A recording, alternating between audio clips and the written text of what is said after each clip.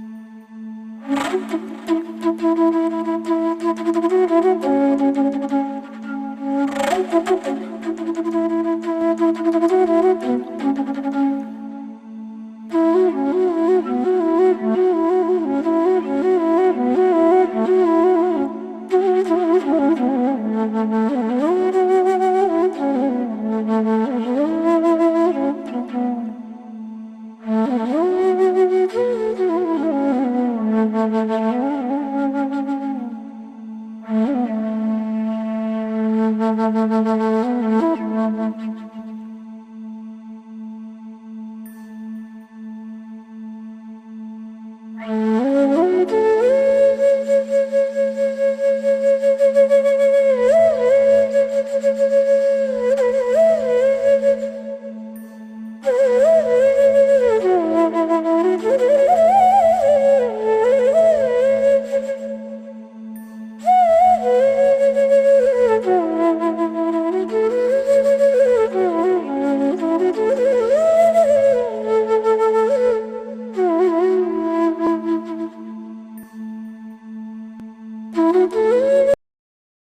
എന്നെ സബ്സ്ക്രൈബ് ചെയ്തവരോടും എൻ്റെ വ്യൂവേഴ്സിനോടും എനിക്ക് ഒത്തിരി നന്ദിയുണ്ട്.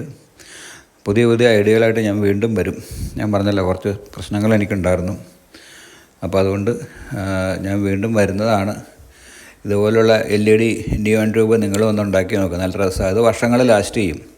സിമ്പിളാണ്. അതിൻ്റെ ഫ്രെയിം നമുക്ക് എത്ര കാലം വേണമെങ്കിലും യൂസ് ചെയ്യാം. വേണമെങ്കിൽ ഓരോ വർഷം പുതിയ LED സ്ട്രിപ്പുകൾ വാങ്ങിച്ച് ഒട്ടിക്കാം. സിമ്പിളായിട്ട് ഉണ്ടാക്കാം. അപ്പോൾ എല്ലാ ചങ്ങാതിമാരോടും ഒരിക്കൽ കൂടി നന്ദി പറഞ്ഞുകൊണ്ട് വീണ്ടും സന്ധിക്കും വരേക്കും വണക്കം.